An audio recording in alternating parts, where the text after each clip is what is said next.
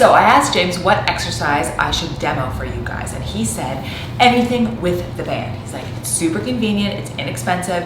You can stop in the middle of your workday and do a band exercise. You can take the band to the park. In fact, we were just at the park earlier and there was a trainer there with a client. They were doing primarily all band exercises. You can take the band to the cottage when you travel. So convenient, makes fitness accessible anywhere, which I love. You know, I'm all into finding solutions so you can exercise and make movement a non-negotiable. So I'm going to show you some upper back and posture exercises today with the band.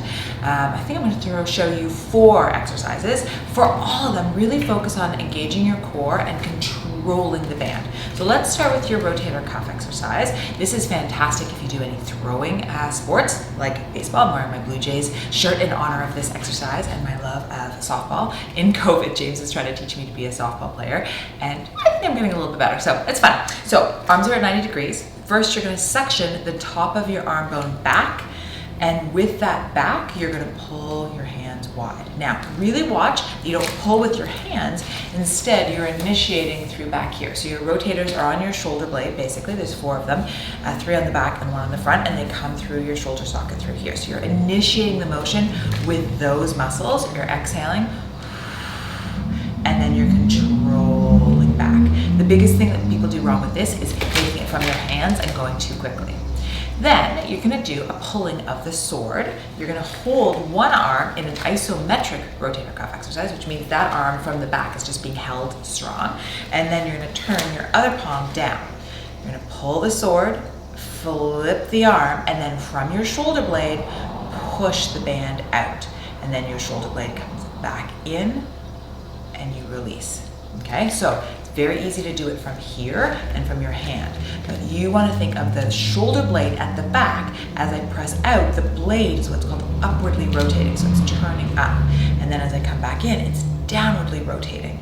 Okay, and that control is from my upper back. I'm not taking over with my neck. I'm not gripping, and I'm definitely breathing. Okay, so you flip, and then with the blade, press out. Make sure you breathe, slow, and then release. Okay, 10 to 15 of each of those exercises. If it's too much with the band, you can do it body weight, really feeling the bone movement, the muscle engagement at the back, or you can take less resistance, right? So you can always have your hands further apart.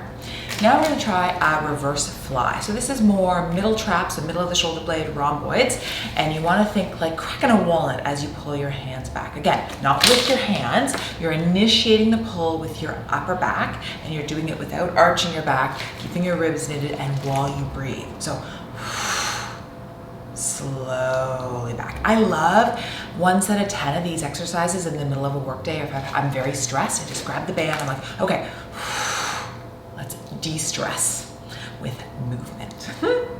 Okay, so you want to make it a little bit more core. You could actually move the band 1 up, 1 down. Feels great, a little bit different, and it just makes you stabilize a little bit. You could even do it with 1 foot forward and 1 foot back into a little bit of a kickstand.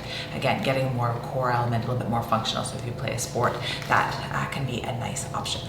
Finally, I'm going to show you a row. So a row is, again, middle traps. It's great exercise for posture, especially if you sit a lot. And where you place the band will emphasize different portions of your upper back, basically. So if it's at chest height, it's more of the middle traps through there, right?